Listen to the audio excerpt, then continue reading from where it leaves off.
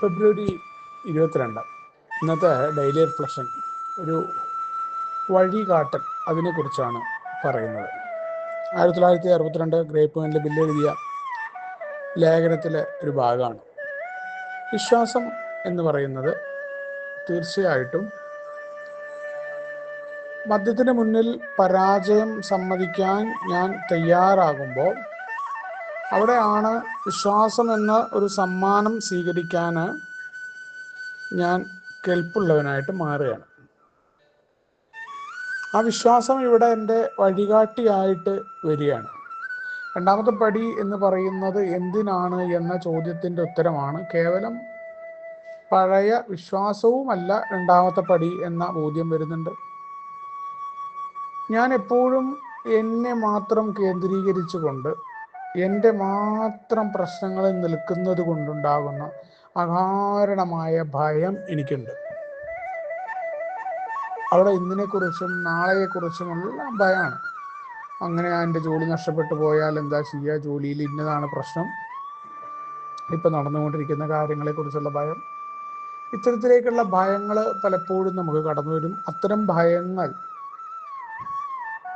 നമ്മുടെ പല കാര്യങ്ങളെക്കുറിച്ചും, അതിപ്പോൾ ആരോഗ്യപരമായ പ്രശ്നങ്ങളാണെങ്കിൽ അതിനെക്കുറിച്ചുള്ള ഭയമായിരിക്കും.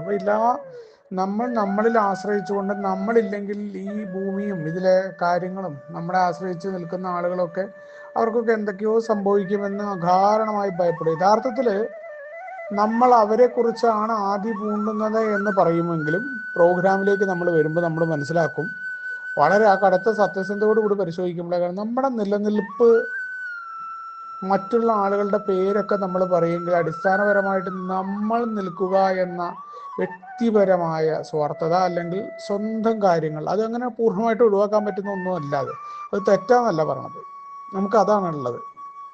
അപ്പം അതിൽ അകാരണമായി ആവശ്യമില്ലാത്ത ഭയം നമ്മളെ ഇന്നിൽ ജീവിക്കുന്നതിന് തടയുന്നുണ്ട്. അപ്പം ആ ഭയത്തിൽ നിന്ന് ഒരു മോചനം നമുക്ക് കിട്ടണം എന്നുണ്ടെങ്കിൽ അതിന് നമ്മളെ സഹായിക്കുന്ന ഒന്ന് ഇവിടെ വിശ്വാസം കടന്നു വരികയാണ്.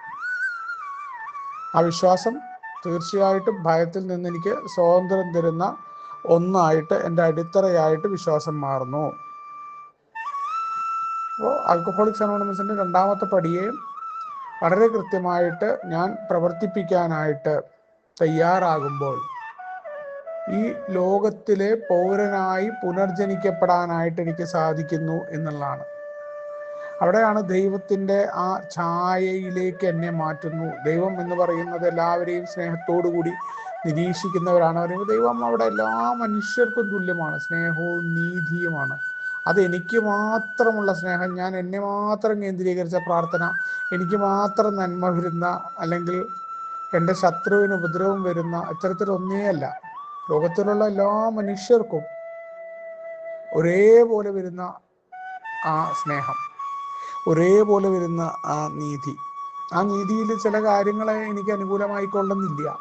അവിടെയാണ് ജീവിതത്തിൽ സംഭവിക്കുന്ന കാര്യങ്ങൾ, ദൈവത്തിൻ്റെ ഛായയിലേക്കുള്ള ആ മാറ്റം എന്ന് പറയുന്നത് എൻ്റെ മനോഭാവങ്ങളിൽ മാറ്റമുണ്ടാകുന്നു. എൻ്റെ ജീവിതത്തിലെ കാര്യങ്ങളെ നേരിടാൻ ഈ വിശ്വാസത്തിൻ്റെ സ്വാതന്ത്ര്യം എനിക്ക് കരുത്ത് തരുന്നുണ്ടോ? എൻ്റെ ഭയങ്ങളെ മാറ്റിക്കൊണ്ട് ജീവിതത്തെ, അവിടെയാണ് ആ രണ്ടാമത്തെ ഡെയിലി റിഫ്ലക്ഷനിൽ അംഗം പറയുന്ന പോലെ തന്നെയാണ് ആൽക്കഹോളിക്സ് അനോണിമസിൻ്റെ പടികളിൽ സഹായിക്കുന്ന അതിൻ്റെ പ്രധാനപ്പെട്ട ഭാഗമാണ് രണ്ടാമത്തെ പടി എന്ന് പറയുന്നത്. ദൈവത്തിൻ്റെ ഭാവത്തിലേക്ക് നമ്മൾ മാറുക എന്ന് പറഞ്ഞാൽ എന്താണ്?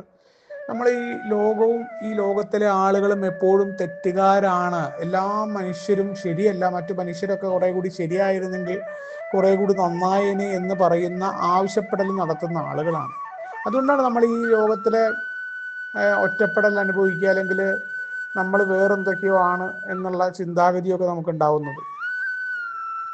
അപ്പോൾ മറ്റു ആൾക്കാരൊക്കെ എന്നോട് വളരെ ക്രൂരമായി പെരുമാറുന്നു, സാഹചര്യങ്ങൾ എനിക്ക് അനുകൂലമായിട്ട് വരുന്നില്ല, ഇത് എന്താ ഇങ്ങനെ സംഭവിക്കുന്നത് എന്നുള്ള ആ കാഴ്ചപ്പാട് മാറിക്കൊണ്ട് ഒരു സുരക്ഷിതത്വ ബോധത്തിലേക്ക് എൻ്റെ ജീവിതത്തിൽ നടക്കുന്ന കാര്യങ്ങൾ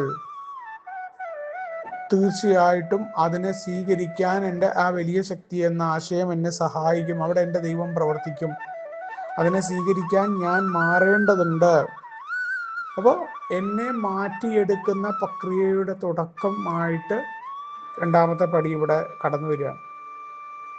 വളരെ കൃത്യമാണ് പ്രോഗ്രാം എന്ന് പറയുന്നത്. എങ്ങനെയാണ് എനിക്ക് മാറ്റം ഉണ്ടാക്കേണ്ടത്, അല്ലെങ്കിൽ എൻ്റെ കുഴപ്പങ്ങൾ എന്താണ്, എൻ്റെ ദുർബലതകൾ എന്താണ്? അപ്പോൾ മാത്രമാണ് ഞാൻ ആ വിശ്വാസം എന്ന സമ്മാനത്തെ സ്വീകരിക്കാൻ കെൽപ്പുള്ളവനായിട്ട് മാറുന്നത്. അപ്പോൾ അവിടെ എൻ്റെ വേദനകളും പ്രശ്നങ്ങളും എൻ്റെ ഒപ്പം നിൽക്കില്ല. ഞാൻ ആശ്രയിക്കാനായിട്ട് കൃത്യമായ രീതിയിൽ ഈ പ്രോഗ്രാമിനെ ആശ്രയിക്കാനുള്ള തയ്യാറെടുപ്പ് ഉണ്ടാകുമ്പോൾ എൻ്റെ ഓരോ പ്രശ്നങ്ങളും എന്നിൽ നിന്ന് എടുത്തു മാറ്റപ്പെടുന്നത് പോലെ മാറ്റപ്പെടുന്നുണ്ട്. കാരണം എന്താണ്? ജീവിതത്തിൽ സംഭവിക്കുന്ന കാര്യങ്ങളെ സ്വീകരിക്കാൻ ആൽക്കഹോളിക്സ് അനോണിമസിൻ്റെ ടൂൾ ഉപയോഗപ്പെടുത്താൻ ഞാൻ തയ്യാറാകുന്നു. അതിനാ വലിയ ശക്തി സഹായിക്കുന്നുണ്ടോ? ആ വലിയ ശക്തി ഉപയോഗപ്പെടുത്താൻ തയ്യാറാവുന്നുണ്ടോ? മറ്റു മനുഷ്യരെ ഉൾക്കൊള്ളാൻ, സാഹചര്യങ്ങളെ ഉൾക്കൊള്ളാൻ, വളരെ പ്രാക്ടിക്കലായിട്ട് ഈ ജീവിതത്തെ നല്ല കാഴ്ചപ്പാടിലൂടെ കാണാനും ഈ ജീവിതത്തിലേക്ക് തിരിച്ചു നടക്കാനും നമ്മളെ സഹായിക്കുന്ന വളരെ പ്രാക്ടിക്കലായിട്ടുള്ള സൊല്യൂഷനുമായിട്ടാണ് രണ്ടാമത്തെ പടി കടന്നു വരുന്നതെന്നാണ്. രണ്ടാമത്തെ പടി എന്ന് പറയുന്നത് തീർച്ചയായിട്ടും ധിക്കാരമല്ല, ആശ്രയത്വമാണ്. ആ ആശ്രയത്വം എന്തിനാണ്? എൻ്റെ സ്വന്തം കാര്യങ്ങളിൽ ഊന്നിയ ഭയത്തിൽ നിന്ന് മാറിക്കൊണ്ട് തീർച്ചയായിട്ടും എനിക്ക് വളരെ കൃത്യമായിട്ട് ഈ ഇന്നത്തെ ദിവസത്തെ മനോഹരമായി ചെലവഴിച്ച് മുന്നോട്ട് പോകാനുള്ളതാണെന്നുള്ള കൃത്യമായ ഓർമ്മപ്പെടുത്തലോട് കൂടിയാണ് ഇന്നത്തെ ഡെയിലി റിഫ്രഷൻ കടന്നു വരുന്നത്. നമുക്ക് ഒരുമിച്ചുകൊണ്ട് പറയുന്നതിനോട് മുന്നോട്ട് പോകാം. ശുഭദിനം, സുപ്രഭാതം.